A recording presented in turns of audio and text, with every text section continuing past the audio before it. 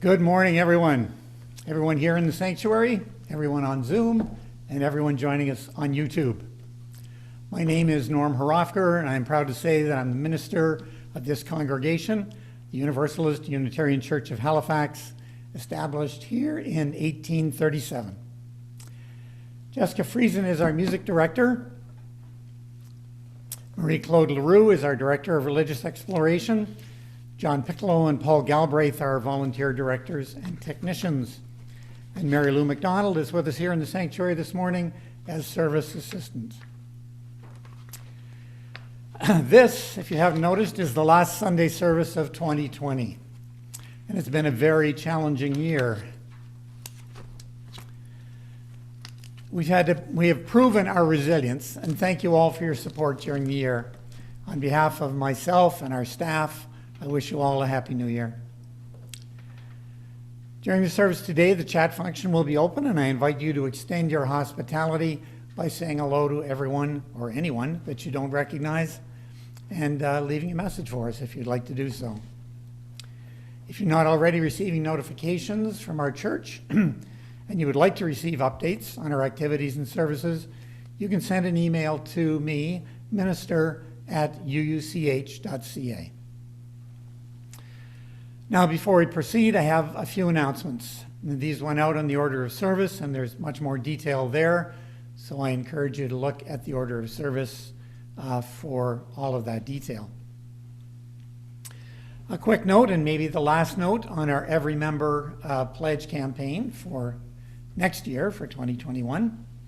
Our members and friends have been very generous with their pledges, but we're still short of our ambitious budget goal of $124,445. We've committed to increase our staff salaries by half of the requirement of a living wage for 2021. And so that'll be happening regardless. We're not planning a Close the Gap campaign this year, but if you want to make a last-minute donation and get a tax receipt for this year, 2020, you still have, 3 days to do so.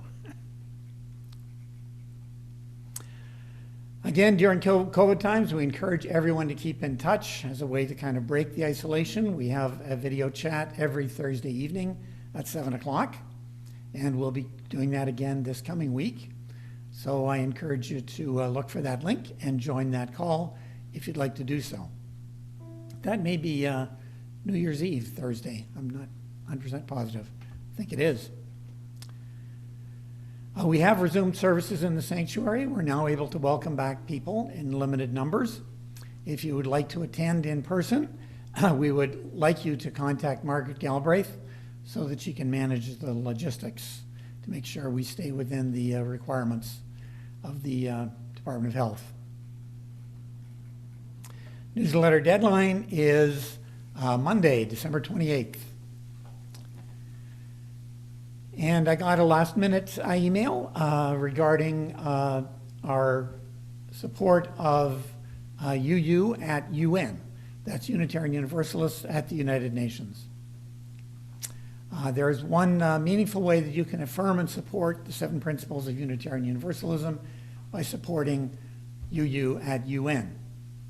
If you've been planning on becoming a member this year, you can let the envoys, Martha and Jane, know before year end on Thursday. Today we have 20 members of the congregation signing up. I understand contributions this year have been higher than in any previous year, so thank you for that. And now, on the last Sunday of 2020, as we prepare for a new year, Jessica will present an appropriate prelude.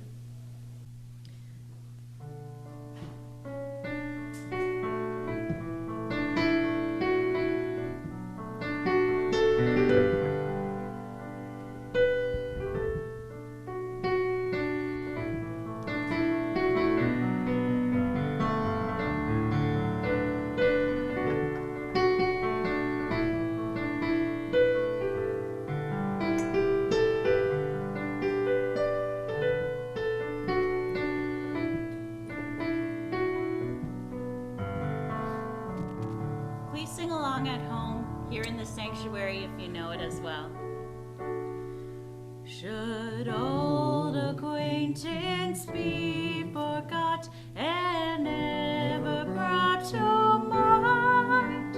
Should old acquaintance be forgot and old lang syne? For old lang syne, my dear, for old lang syne, we'll take a cup of kindness yet for old lang syne.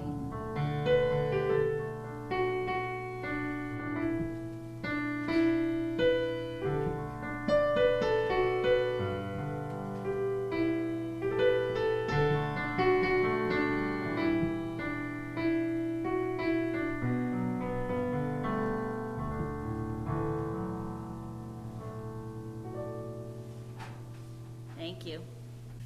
Thank you. I'll read to you now an excerpt from a statement made by the Canadian Unitarian Council and the UU Ministers of Canada in March of 2014 at the conclusion of the work of the Truth and Reconciliation Commission. The meeting was in Edmonton, Alberta. We, the Canadian Unitarian Council and the Unitarian Universalist Ministers of Canada, commit to the journey of healing and reconciliation between Canadian Aboriginal and non-Aboriginal peoples. Today, we acknowledge and accept our responsibility for truth-telling, for healing and reconciliation, and we commit to these specific steps to achieve that journey. 1, to assemble and promote educational materials for our congregations regarding the history and impact of the Indian residential school system. 2, to create and promote a new program for congregations about racial equity and cultural competency. And 3, to continue to encourage our congregations and their members to learn more about the richness of Aboriginal spirituality and cultures, working together to advance the struggle for justice for Aboriginal peoples. Toward this end, our congregation has a Truth and Healing and Reconciliation team that normally meets the first Friday of each month at 3 p.m. in person and by Zoom. Our January meeting has been changed to the second Friday, since the first Friday is New Year's Day. Anyone interested in learning more and helping to live up to this commitment is invited to contact Vitska Gradstein or me. And now, I'd like to invite Mary Lou to read our chalice lighting words, adapted from the writing of Rebecca Parker.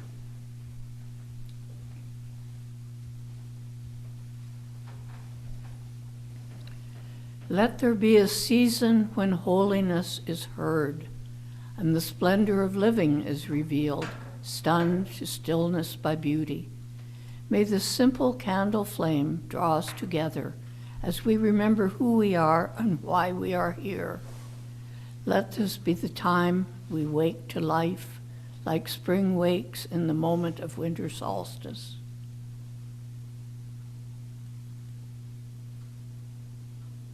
And now Jessica has the opening hymn.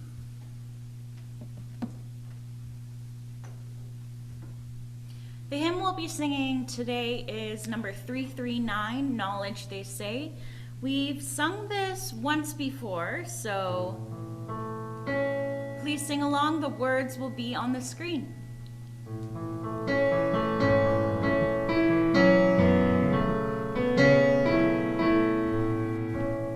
Knowledge, they say, drives wonder from the world. They say it's still, though all the dust's ablaze, with marvels at their feet, while Newton's law foretell that knowledge one day shall be song. We seem like children wandering by the shore, gathering pebbles colored by the wave, while the great sea of truth from sky to sky stretches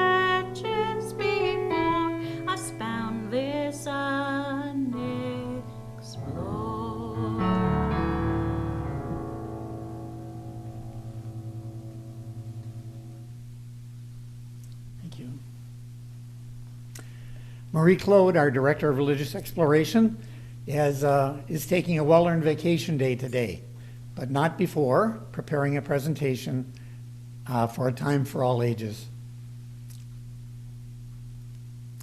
What do you think it means to be a people of stillness? Marie-Claude reached out to our worship committee and asked some of the members to share with us a reflection on stillness. Here's a short video response, and I offer my thanks in advance to Pam Griffin-Hody, Eleanor Reynolds, and Marie-Claude for their thoughtful responses.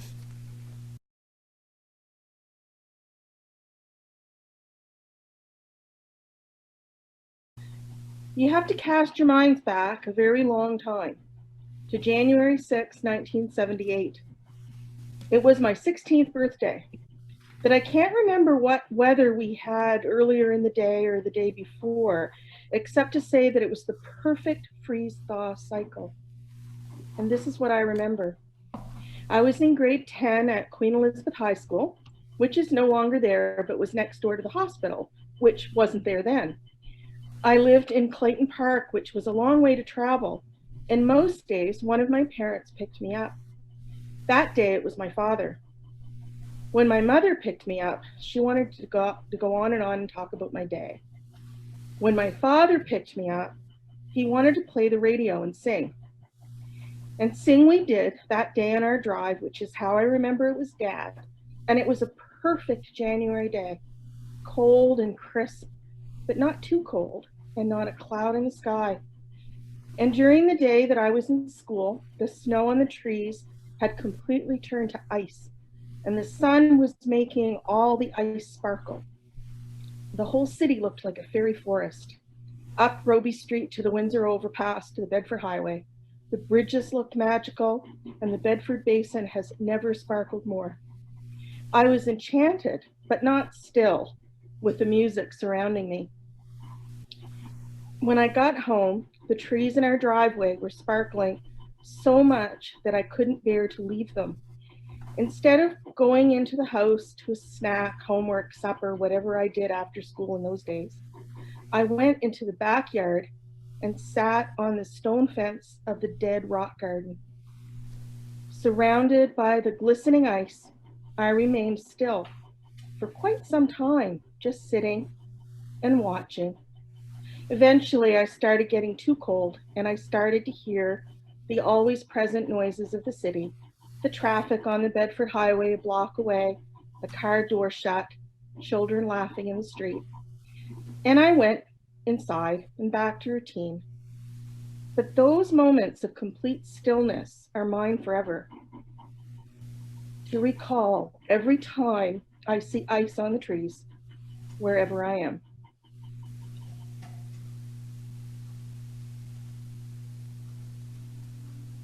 As a child, you often hear the words to the effect of asking you to just sit still. The idea of stillness was a reprimand and even considered a punishment. What I know now about stillness is that it's so much more than just a physical task. Finding ways to still the internal chatter, that's the real challenge.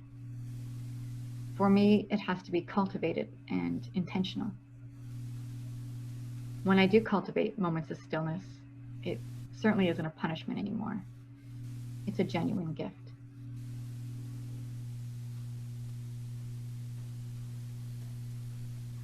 I've learned to breathe deeply. Exhale into my belly, and then inhale slowly with sound. I realize now, I realize that coming back to the breath is what's going to give me that stillness. And the same thing, perhaps if I'm fearful, if something really bothers me or something terrible is happening, I do the same thing. I breathe, and it works. It keeps me in the present moment. The other thing I do too is pray a lot. That brings stillness and no sound, no motion. That brings quiet to me.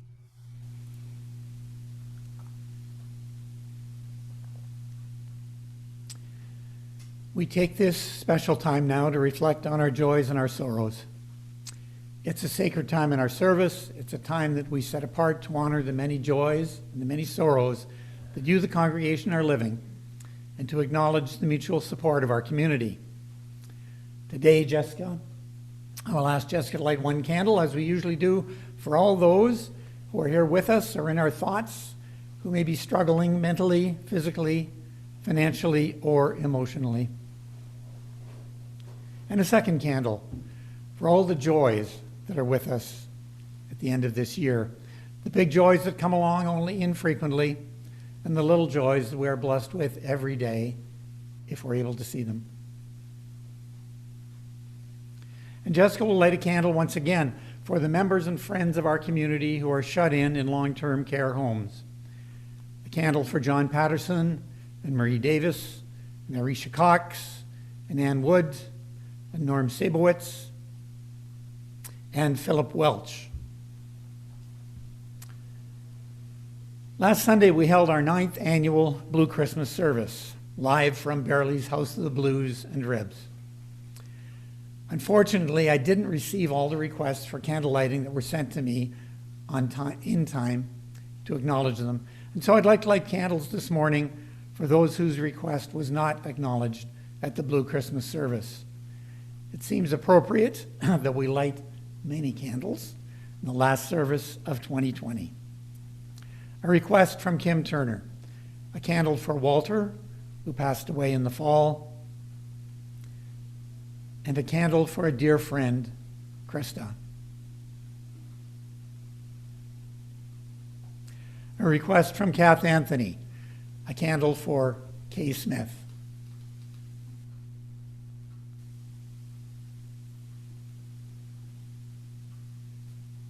An anonymous request for a candle for Jean Hughes.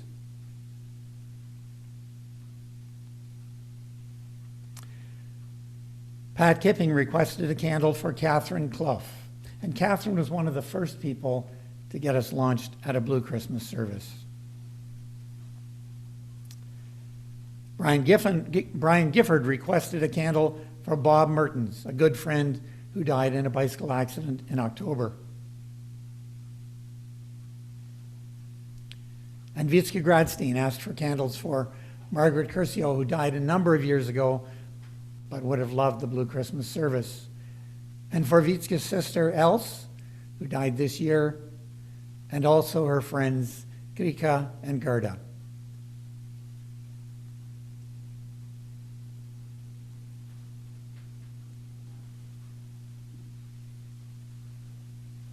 Scott Wood requested a candle in memory of his lifelong friend, Eric Thatcher, who died in November of this year.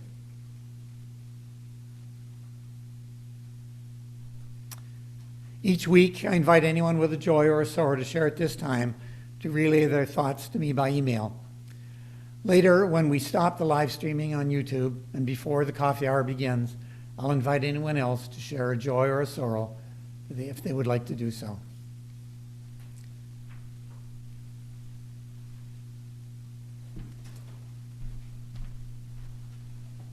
And now, Jessica will present our reflective hymn. This is a new hymn. We've never done it before, number 1040. It's called Hush. So the words will be on the screen. I'm very excited to hear you all in the congregation here today and at home.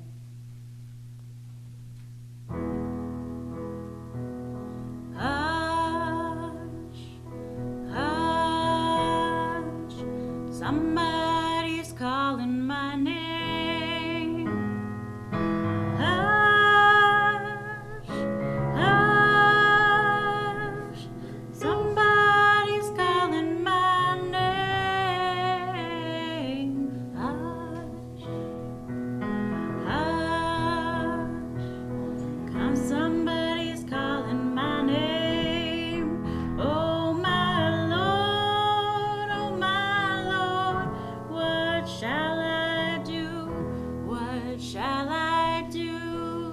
like freedom. Sounds like freedom. Somebody's calling my name. Sounds like freedom. Somebody's calling my name. Sounds like freedom. Somebody's calling my name. Oh my Lord, what shall I do? What shall I do? Sounds like justice. Sounds like justice. Somebody's calling my name. Sounds like justice.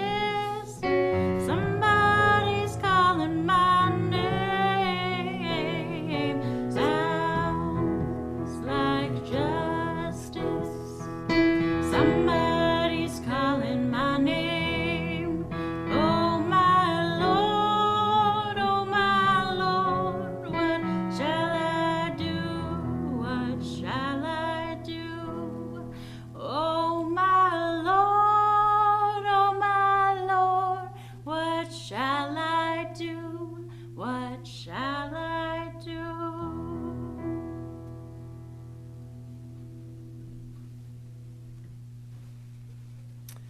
May the joys and the sorrows, both those acknowledged here this morning and those held in the silent sanctuary of our hearts, weave us together in the interdependent fabric that is this beloved community.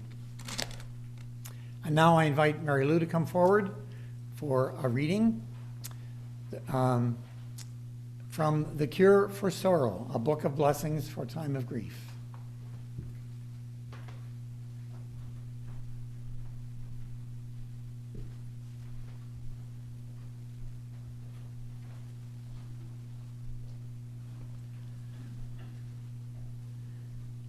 To all that is chaotic in you, let there come silence. Let there be a calming of the clamoring, a stilling of the voices that have laid their claim on you, that have made their home in you, that go with you even to the holy places and will not let you rest, will not let you hear your life with wholeness or feel the grace that fashioned you. Let what distracts you cease. Let what divides you cease. Let there come an end to what diminishes and demeans, and let depart all that keeps you in its cage. Let there be an opening into the quiet that lies beneath the chaos, where you find the peace you did not think possible, and see what shimmers within the storm.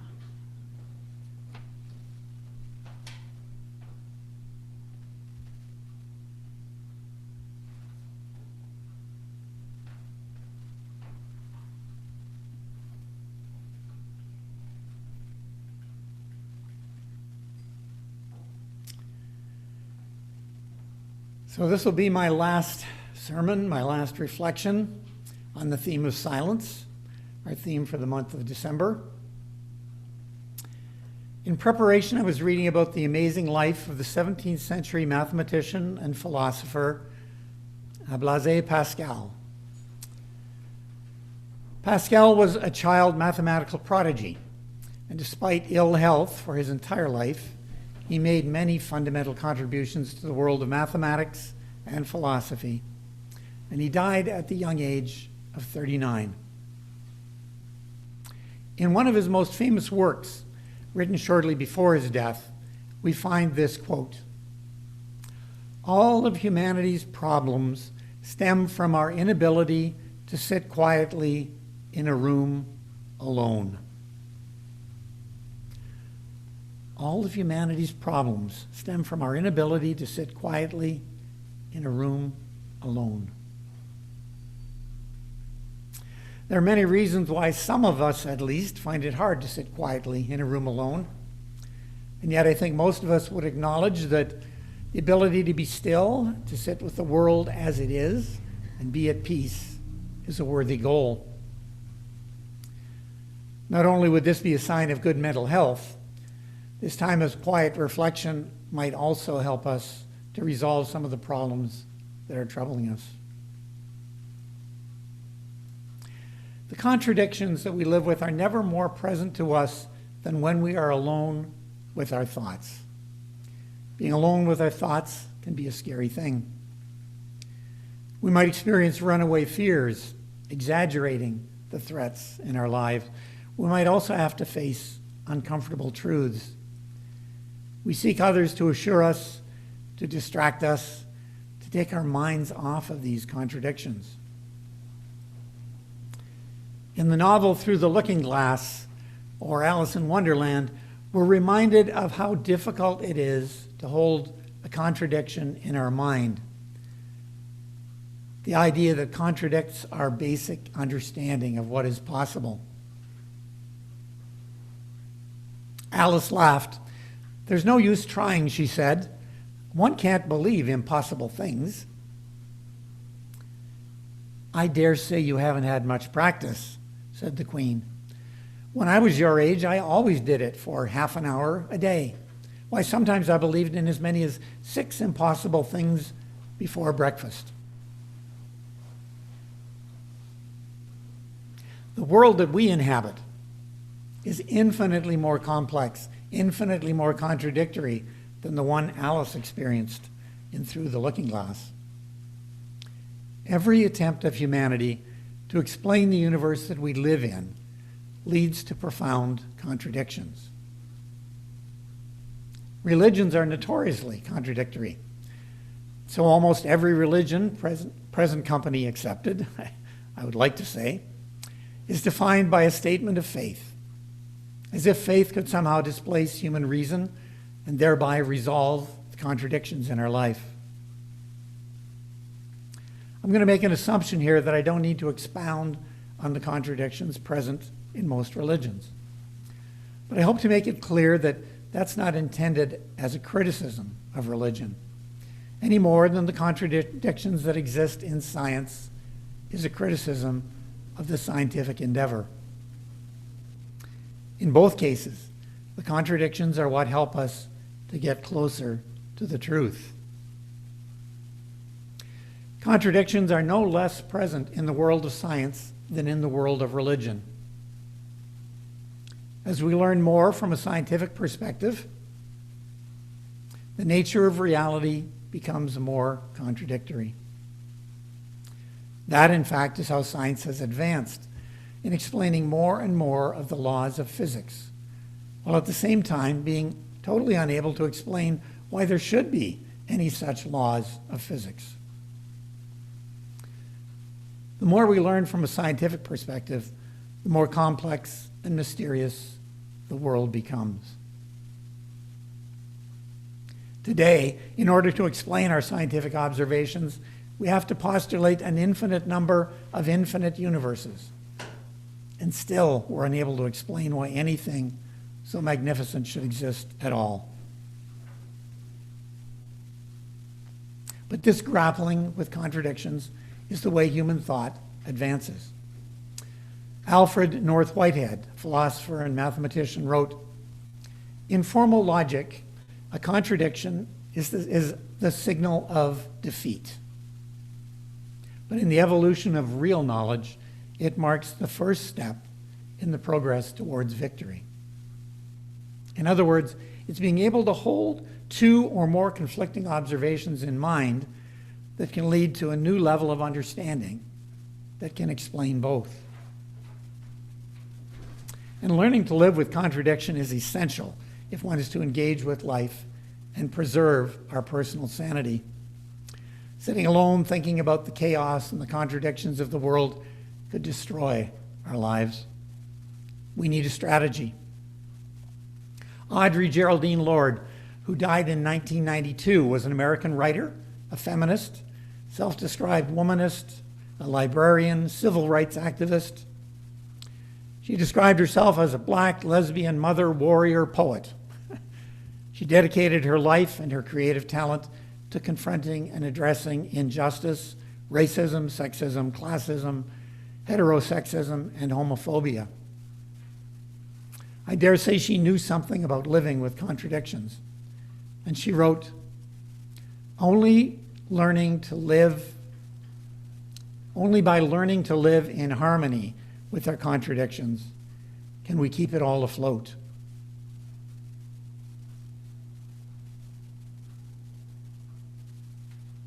I wonder what your contradictions are. What's on your mind? What things do you have trouble squaring? I'll share some of mine, some obvious ones. I'm a privileged white male who claims to want to dismantle racism. I believe that our fossil fuel economy is leading to global warming with potentially disastrous consequences. Yet I'm not beating down the door of government to eliminate the subsidies to the fossil fuel industry. And I believe in God, but I have a hard time explaining the God that I believe in. I'm aware that 30% of the children in Nova Scotia, I think it's more than that, are living in poverty, and that 1 in 5 children suffers from maltreatment and abuse, but I do little to change the situation. I want to live up to my highest aspirations, and yet I fall short. I want to help others, but I also want my own security and my own comfort. And the list goes on. I can only repeat the quote from Audre Lorde. Only by learning to live in harmony with our contradictions can we keep it all afloat. Richard Rohr, the American author and spiritual writer and Franciscan friar, has defined spiritual stillness as the ability to hold contradictions. He's critical of the judging mind, the either-or mentality. He's written that God refuses to be known by the intellect, but only by the heart. See, it's our intellect that wants us to resolve the contradictions of life, and it's our heart that must somehow find peace with them. Richard Rohr finds his peace in religious contemplation, a type of prayer. And as Eleanor has reminded us this morning, prayer is powerful and can help us to find the stillness amid the chaos.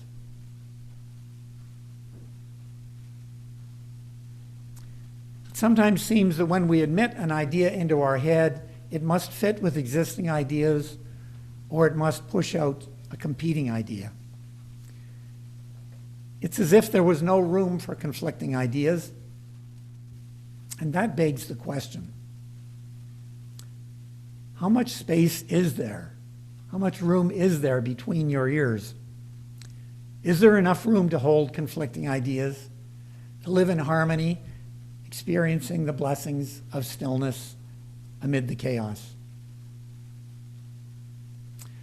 What I want in life is the ability to be still, to be at peace with myself and my place in the world, and at the same time to be moving in a direction of profound personal spiritual growth and engagement with the world.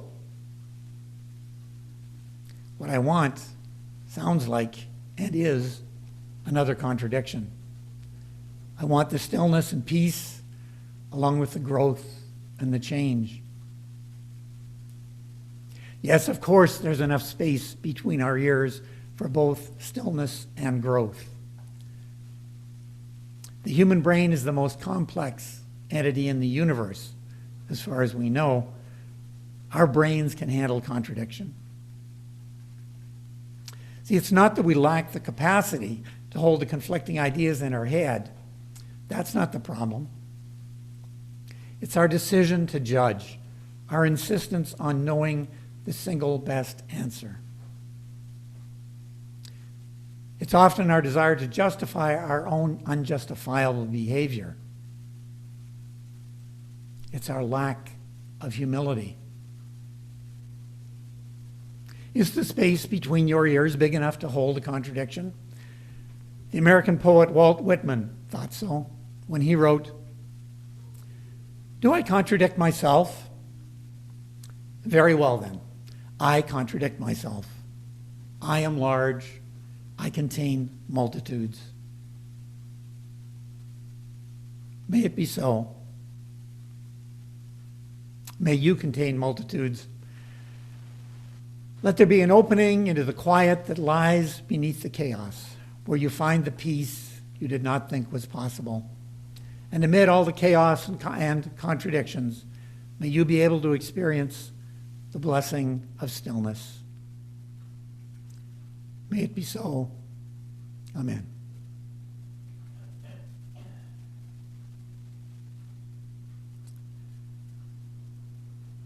I think Jessica had the tragedies of the Fishers, the lives lost recently, when she chose the hymn this morning. And it begs the question of contradiction, God's love and mercy in the face of tragedy.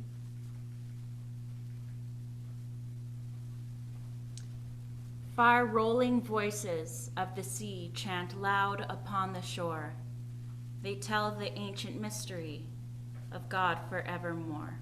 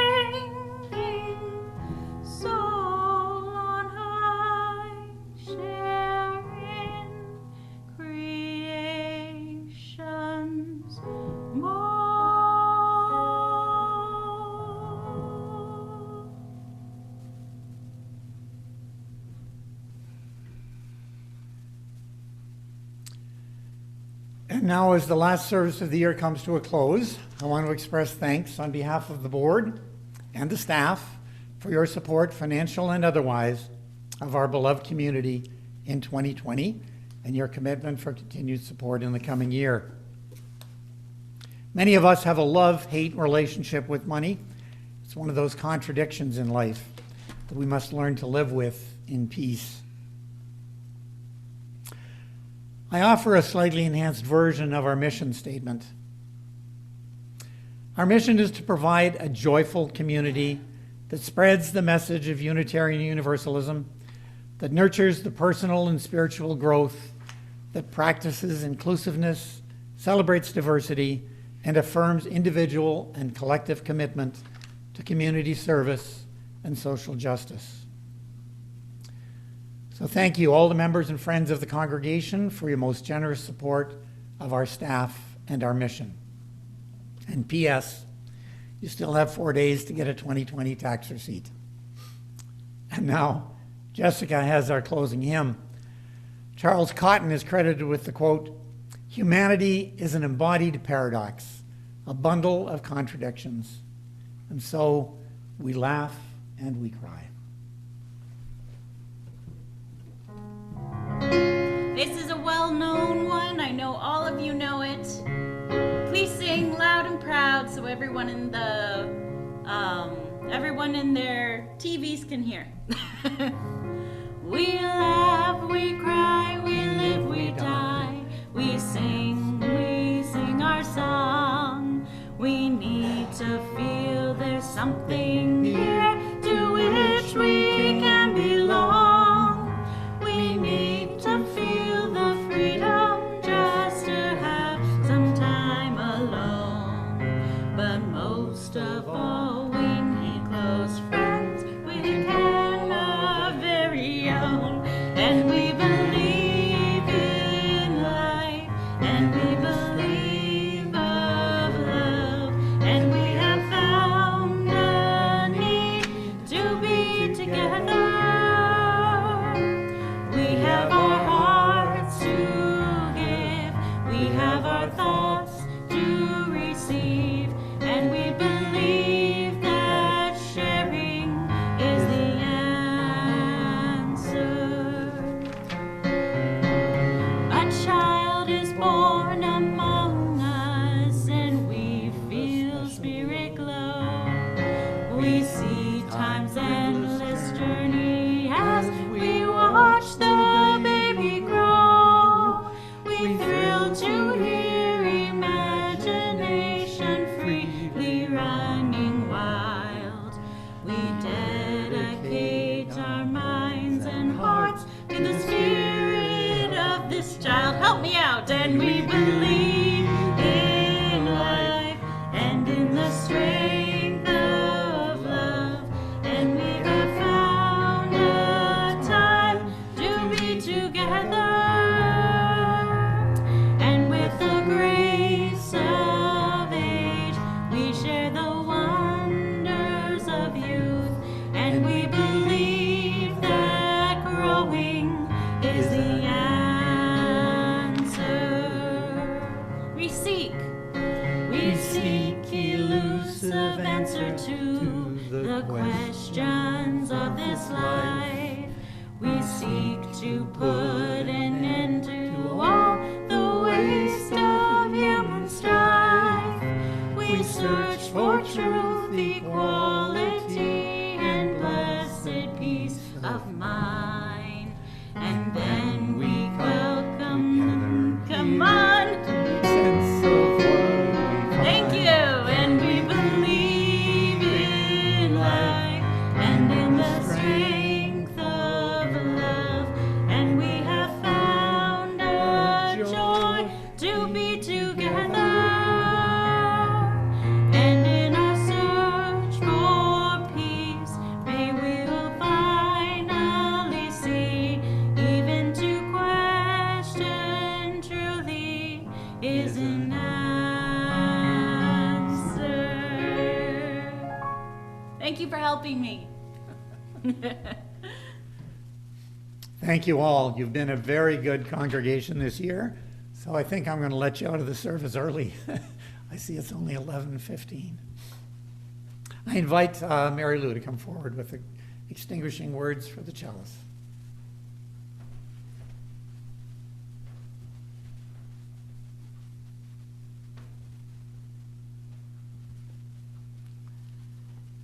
These words from our hymn, as Norm extinguishes the chalice.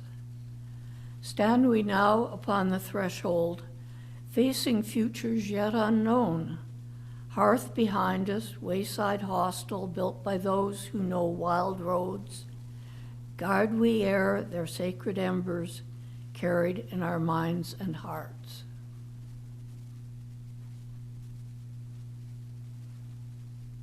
So be it.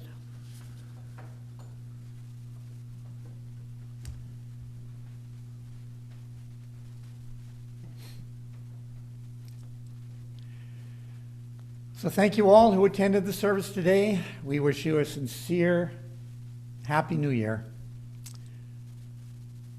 Those who attended here in the sanctuary or by Zoom or by YouTube, I'll say goodbye to those who joined us by YouTube now as we leave live streaming. Thank you again. Go in peace, and may you have a joyous new year.